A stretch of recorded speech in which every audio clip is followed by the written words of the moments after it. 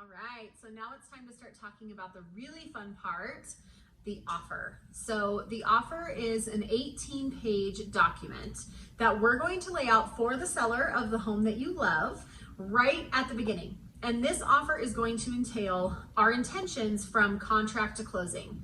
This covers all kinds of things like the price, the dates that we're looking to close and do our inspection and other deadlines by. But it also entails what's included in the property. Are you getting the washer and dryer? Is there a really cool sofa that just fits perfect and you would love to have it? All of those things are going to come together. If we are in a crazy competitive market like we are today, and the house that you decide that you love has some competition, there are some tips and tricks that we're seeing in the industry that can put your offer ahead of everyone else's. And I have had really good success with this. So I want to share with you a few terms that I want you to get a little bit familiar with ahead of sitting down and writing an offer. At the end of the day, the main key factor in choosing an offer is often price. This is no secret. So if we can come in strong on price, we're probably going to be at the top of the pile. Outside of price though, there are a lot of competitive things you can do in an offer. And I've actually had really good success in this market with really creative things that not every realtor and every buyer is aware of. So there's three things specifically that tend to be the winning clauses or things that sellers really like to hear outside of just a strong price. Actually, four things. So number one is called an escalation clause. So an escalation clause just simply says, seller, I love your home and here's my offer price, okay? But at the end of the day, if you get another offer, if I can see that offer and see proof of that offer, I'm willing to beat it. And I'm willing to beat it by, and you guys tell me what your number is. I can tell you what trends I'm seeing in the market as we talk about our specific offer, because that number tends to vary. Sometimes it's 1,000, some buyers come in really aggressive at 5,000, sometimes it's 2,000. So I can help counsel you with what I think is appropriate.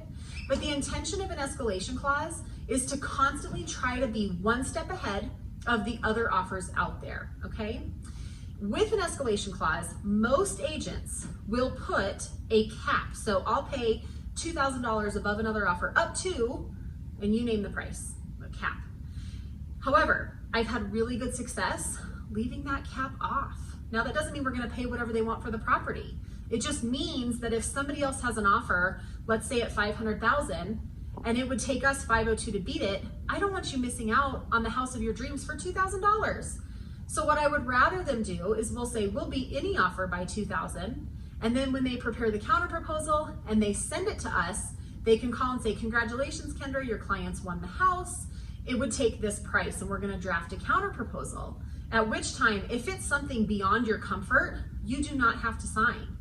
And we haven't damaged them because they haven't taken the house off the market yet. They haven't let the other buyers know they've lost yet. So we're not doing any damage to them and we're protecting your best interest, okay? So escalation clause, really important. Number two, inspection. Most contracts that fall through, unfortunately, is right around the inspection time. And the reason that is the Colorado contract is very buyer protective. You have a period of 7-10 days, depending on how we write your offer, where you can get out of that contract based on your sole subjective discretion. So that literally means you don't have to have a pass or a fail on an inspection report to terminate on inspection. So if we can make the seller feel warm and fuzzy that you're not gonna beat them up and have them, caulk a bathtub or mudjack a small, cement crack or something like that, that's not really health and safety or a major component of the house. And I will tell you, not every house, or no house is perfect, rather. But if we're not nickeling and diming them and we say, listen, we want to do an inspection because we're not silly.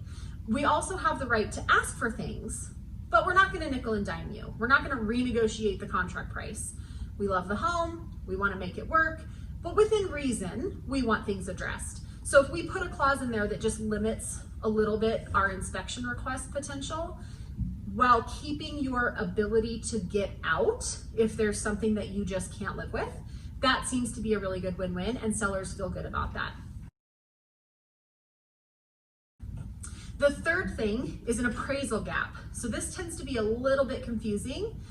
On the surface, I'm going to make it pretty clear, but please know it really depends on your loan and how much money you have to put down, how strong we can be on an appraisal gap.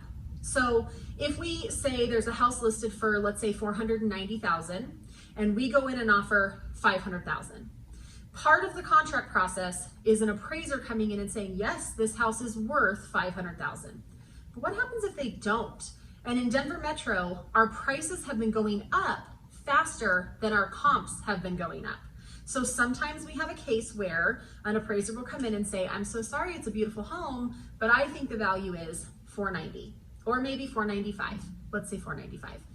In that case, we can tell the seller, and remember, this is day one before we know what the appraisal is, but we can tell them, we love your house so much that even if an appraiser comes in and says it's not worth $500, we still agree to pay you $500. Now that can be an increase in down payment or an increase in your loan amount. Okay, so you can finance that difference or bring additional cash to closing. There are specifications though where lenders might say you have to bring additional cash. So on a case-by-case basis, we really need to observe this together before we put it in writing, because whatever we put in writing, we are promising in our contract, okay? And then the last and sometimes easiest thing is being really flexible with the seller's dates and deadlines. Maybe they need a little bit of time to move out at the end of closing, or they have some flexibility in their time frame, but they need to find a property first. So they want like a month or two at the end to be able to stay in the property. Those are qualifying questions that I'm going to ask ahead of us writing our offer so that we can accommodate whatever time frame they want, as long as it works for you.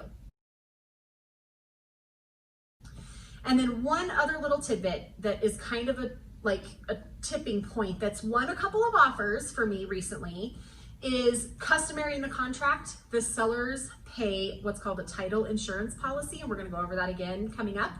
But in the contract, typically the seller pays that fee. Normally that fee is somewhere around $2,000, depending on the county and the sales price. That is a fee that we can easily say that the buyer will take on. It's a one-time fee, it's part of your closing costs, and it can really tip the scales in your direction because almost nobody offers that. So if we're close in our appraisal gap or our inspection verbiage or our escalation clause, that's kind of like a secret little clause that we can tip in our scales to hopefully win the contract. So as we move forward, please know everything is going to be customized to you and your comfort and your specifications, but we definitely have some tricks up our sleeve to win you the property that you want.